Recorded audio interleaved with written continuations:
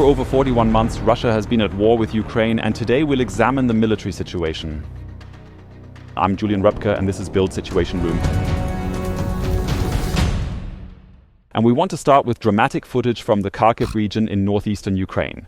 There, Russian forces successfully carried out a complete flanking maneuver around the strategic city of Kupiansk and emerged on its western side. We're looking at the footage now, truly very concerning and deeply alarming footage for the Ukrainians. Or from the Ukrainian perspective, what we're seeing here is a Russian drone filming the city of Kupiansk from the west. I'll try to quickly sketch this out. This here is roughly the border river Oskil running through there. So we're looking towards the east. Here we can clearly see the eastern bank of Kupiansk on one side, and over there the western bank of Kupiansk is clearly situated directly on the opposite side. That means we're looking at the entire scene from the west. And now the drone is about to descend and clearly reveal to us that right here there's actually a few... Yes, there are Russian soldiers, about 2 or 3 of them, who are showing it with the map, celebrating right here, simply saying, we've managed to make it happen. They completely bypassed Kupiansk and are now near the small village of Sobolivka. We'll take a look at the map shortly, and the fact that these Russian soldiers can move freely here. As I said, the camera keeps zooming in and out. This is Sobolivka, by the way, this is the small village, and it's already extremely alarming for the Ukrainians because it clearly suggests that not yet that the Russians have taken everything here. It also doesn't mean this village is under Russian control. It means that the front is now so thinly guarded by the Ukrainians that the Russians managed to completely bypass Kupiansk, regroup on the backside of the city, and move around freely without facing significant resistance or encountering major obstacles. Here again, so this is the city of Kupiansk, which remains fully under Ukrainian control at this time. But here, we are on this side, quite close to Sobolivka, yes. Over there, we can clearly see Moskovka, the next village nearby. That we have Russian soldiers here who can move around freely is already a major and significant blow for the Ukrainians.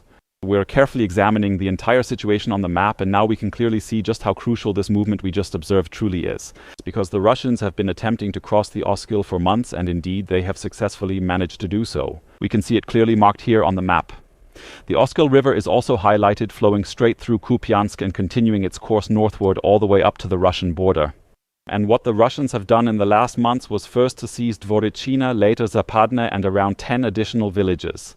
And they then kept advancing further south, and now they have managed to do it. Let me quickly mark Kupiansk here again. So this is the city of Kupiansk, formerly with about 30,000 residents, and now they successfully managed to get past and capture Moskovka. The footage we just saw was recorded right here in this specific area. That means actually completely west of Kupiansk. Not only is this city at risk and the Ukrainian soldiers there in danger, but we can see this issue relatively well from our current position. There is only one makeshift bridge over the Oskil, and it goes right through here. That means the only road we see, the one and only road that's heading westward, is precisely this road that runs along here, right through this specific part of the area. And this road is now well within direct firing range, or the Russians can start right behind there and essentially set up an ambush for the Ukrainians. And the problem we just have is that we have this really large area here of about, yes, what's that, about 20 by 20 kilometers east of the Oskil River, still held by the Ukrainian army. But if the last supply route, the only remaining one now, is being threatened by Russian special forces or sabotage units who are able to move freely across this area, then that is all in all a true catastrophe for the Ukrainians, who are not just defending Kupiansk but also maintaining control over the extensive territories in the Kharkiv region, still situated to the east of the Oskil River. From Kupiansk, we kept moving south to the Donetsk region, planning to take a closer look at the situation in Pokrovsk. Here as well, we have new video footage that once again highlights just how desperately the Ukrainians are trying to keep the supply lines to Pokrovsk operational. We now have various recordings that have been shared here, and these are the last roads leading into Pokrovsk. We see these nets that have been set up. We also see at the end how they are currently being built. And Ukraine is working hard to keep the final supply routes to Pokrovsk open by essentially reinforcing and maintaining them completely covered with nets. And these aren't just any fishing nets, but we actually see towards the end wire nets like chain link fences that are set up on all possible sides to ensure the option remains for driving in and out of Pokrovsk without any restrictions. We can actually see right away that the car here, or the Ukrainians who filmed this, have been checking out and driving past many of the streets where such nets haven't been set up. And everywhere we see the wrecks of trucks, SUVs and various other vehicles that were actively utilized during the operation. Here we see it.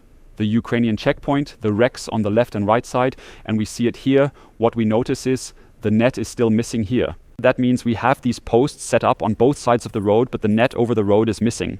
That means nobody managed to get this far until the Russians arrived and started bombing the workers who were trying to secure the entire structure here.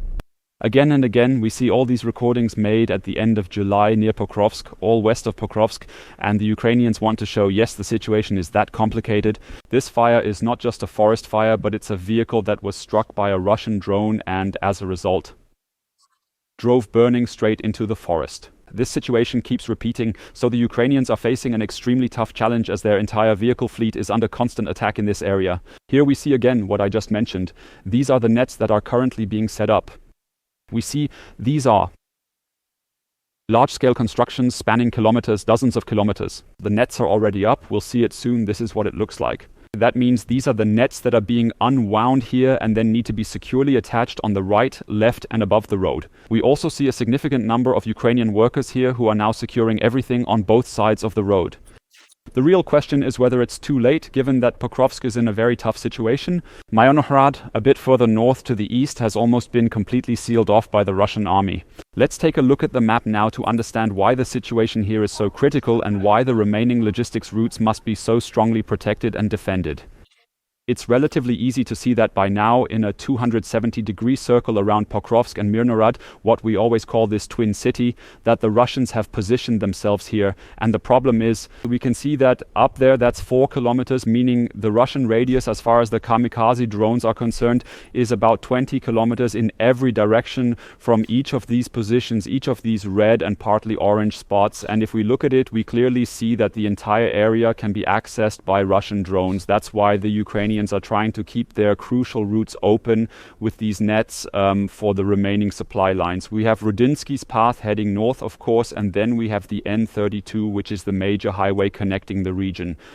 That heads west towards Dnipropetrovsk, towards the neighboring oblast, and then there are smaller roads here in Überchirchene and so on, all of which the Ukrainians are trying to keep open and monitor with nets. It's extremely challenging, as we just saw, because the Russians advanced relatively quickly. Especially in the north, the situation has dramatically shifted in recent weeks to the detriment of Ukraine. And there, it's now the case that not only are the vehicles being attacked, but the construction work by these companies is also being targeted. And sometimes also military representatives who are trying to protect the roads toward Pokrovsk and Myrnohrad.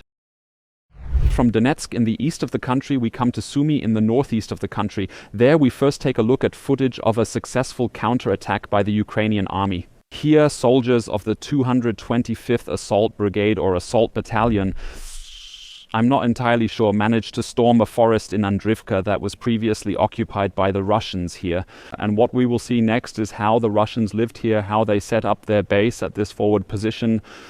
We now see the dense canopy of leaves above us, and these are all positions, all structures dug out by the Russians. All these tents, you could almost say, were set up here. Here we see them, the shelters where the Russians used to live, and the 225th Assault Brigade managed to push forward once again here, successfully driving the Russians out of Andrivka. And they came across it, realizing how the Russians were positioned relatively deep in Ukraine, or quite close to the border compared to other villages, yet deeper than anywhere else in the Sumy region. How the Russians wreaked havoc here. We're also examining the entire situation on map recordings to pinpoint exactly where we are located and to smoothly transition into another video that originates from this region as well. Andrivka, so down here, this is one of the nearest places to Sumy city that was captured by the Russians. We saw it around 17, 18 or 19 kilometers away.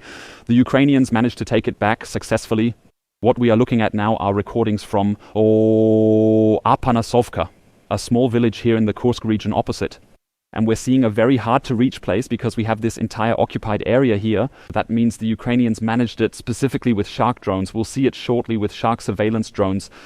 Even though there's fighting here, even though the Russians are trying to push forward, they managed to keep up surveillance in parts of Russia, that's the Kursk region, and continue to hunt down the Russians there. What they're hunting, we'll check out in their next video. Here we see it in action. That's a BM-21 Grad launcher of the Russian army, just near Apanasovka. We can clearly see from the initial footage that a shark drone is tracking it, having first spotted it and now continuing to monitor it closely after the first encounter where it was initially observed, where naturally Ukraine doesn't immediately have units ready to track it after the engagement, and they are trying to figure out where it's hiding, where its operational base is, where it will be reloaded, and from where it will be deployed the next time. And we can see here quite clearly that it's hiding in a forest nearby, several kilometers away from the exact location where it fired. That's also a safety measure, so to speak, shoot and scoot. I drive somewhere, fire, and then drive away from there. However, the Ukrainians tracked it down, and now we're seeing these extremely shaky recordings. That's electronic warfare. That means we're dealing with a radio-controlled drone that's now moving closer to this specific area. And that dark spot, that's the location we just saw from the other perspective. That's where that Ridgecaster just managed to hide himself a little while ago. We're now watching the approach in the very final moments, and we'll soon see from a different angle that just beyond the next curve, there's actually something hidden. If you will, hidden right here. That's the BM-21 Grad, which is tucked away there. We now see the drone successfully entering the area, even under heavy Russian jamming, and from the Shark drone's perspective, once again, showing its approach. The impact there in that forest area and the Grad launcher, which then can no longer shoot at Sumy, which can no longer support the Russians, but was accordingly destroyed right here now. From Sumy in the northeast, we head down to Zaporizhia in the south of Ukraine. Here we also plan to review new footage, specifically from the Ukrainian Air Force, as they carry out an attack and successfully destroy an occupied house near Stepnohursk. Let's take a look at that on the map right away. Stepnohursk, a crucial city in the defense of Zaporizhia city, which still has a population of 700,000. And we can see that the Russians gained a foothold here a few days ago and dug themselves in Stepnohursk, as we can see here in various houses. The Ukrainians fortunately pushed them back fully there, also with Air Force support. We can now see relatively well, so it's about a 3-story house, and from above you can now practically still see the roof. The Ukrainian army is now deploying the MiG-29 here, dropping 2 AASM-250 bombs of French production, and accordingly. We're about to witness the impact directly in this house, which we just witnessed. So this is the house that was hit by at least one of the bombs. Where the other one landed, we don't know exactly. And we are now about to see, based on the aftermath footage, so to speak, that the roof here was completely struck from above, destroyed, and all 3 floors that we just saw were completely pierced. That means the Russian soldiers, here you see them, the Russian soldiers who hid inside, who took shelter here, were completely driven out, or most likely in this situation were even killed by the French bomb, leaving absolutely no chance of survival at all. We take a look at the whole thing on the map to understand how crucial the situation here is and how significant the position in Stepnohursk is. We are now looking into the Zaporizhia region. Essentially, we see it quite well now. The footage we just saw actually originates from here, specifically from Stepnohursk. And this city, as mentioned, remains the final and most significant barrier on the way to Zaporizhia. The Russians had advanced that far. We can observe the orange area. However, our current information is that the entire area here, of course, remains orange because it's still contested, but that this whole region was successfully retaken by the Ukrainian forces, who poured in heavy firepower but also deployed substantial infantry. We have current footage that shows fighting is happening again in Plavny, specifically in the southern part of Plavny, approximately here. That means the Ukrainians actually managed to push the Russians back, at least for now, and are currently making efforts to stabilize the front a bit south of Stepnohursk in that specific area. We're staying in the Zaporizhia region for a moment, looking at more footage, in this case from the Russian army, which shows us that the Russians very much have a strong interest in advancing further, also in the south of the country, particularly in Zaporizhia, to achieve additional conquests here. We first see here a TOS-1A thermobaric rocket launcher in action by the Russians. And we can clearly observe the impacts occurring in the vicinity of Huliapole. You can see it relatively well by these really heavy explosions, by these shockwaves that go in all directions. Those are thermobaric explosions, which means here a gas mixture was ignited by the impacting rocket, and as a result, the explosive force was dramatically amplified due to the vacuum that was generated in the immediate surrounding area. A truly impressive recording, one has to say, in a negative sense, or at least in the military sense, because we see how the Russians managed it, depth sight being limited to just a 15-kilometer range, and to deploy a system here and also effectively carry out bombings on the front, at least the front positions in this specific area. And that the Russians certainly did not target only military objectives in Huliapole. That's the city which is nearby here, bombed, but also civilian targets. We see that in the following footage, which is genuinely quite shocking and difficult to process, because once again, the newspaper showed that the Russians also attacked civilian helpers.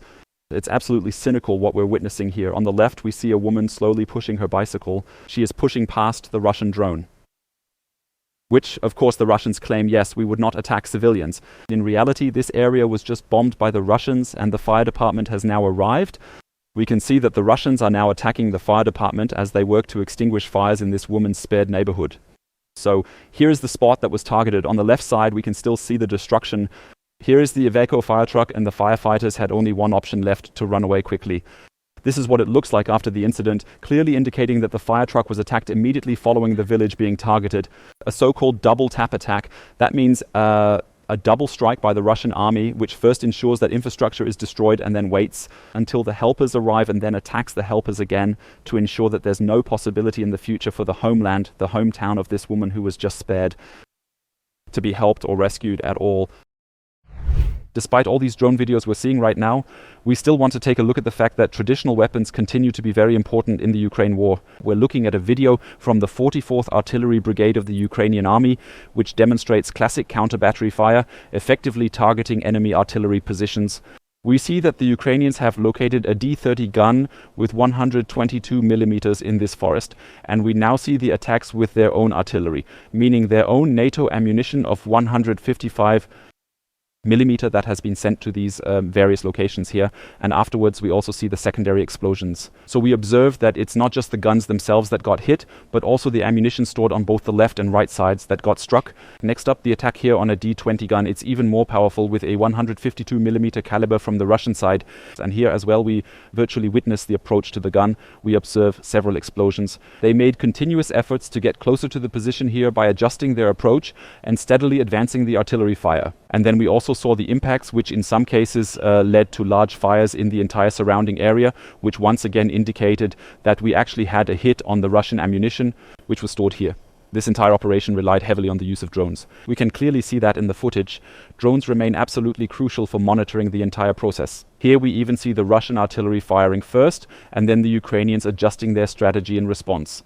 And accordingly now we see it targeting this position. That means, aside from all the modern ones and truly 21st century, if you like, warfare techniques that we currently see in use, such as drones and electronic warfare and so on, it is still these classic conventional means that remain highly relevant and widely employed today, which of course Ukraine continues to rely on and needs to maintain its position in the ongoing war against a Russia that is significantly superior in both manpower and equipment.